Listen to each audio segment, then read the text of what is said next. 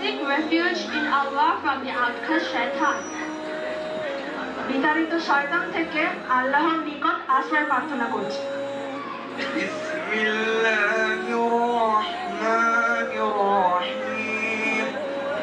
In the name of Allah, the entirely merciful, especially merciful. পরম করুণাময়, অসীম দয়ালু আল্লাহর নামে শুরু করছি।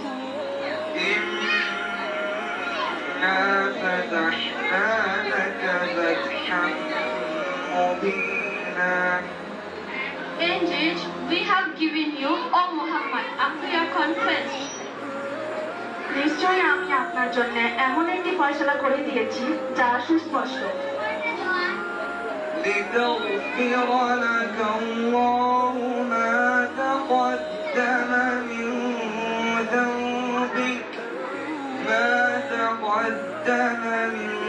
ذَنْبِكَ وَمَا تَأَخَّرَ وَيُتِمَّ نِعْمَتَهُ عَلَيْكَ وَيَهْدِيَكَ صِرَاطًا مُسْتَقِيمًا. That Allah may forgive for you what preceded of your sin and what will follow, and complete His favor upon you and guide you to a straight path.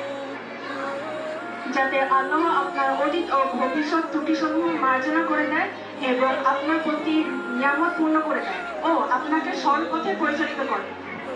وَيَنصُرَكَ اللَّهُ نَصْرًا عَزِيزًا.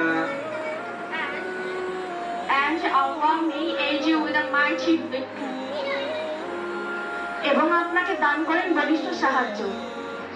هُوَ الَّذِي أَنزَلَ السَّكِينَةَ فِي قُلُوبِ الْمُؤْمِنِينَ لِيَزْدَادُوا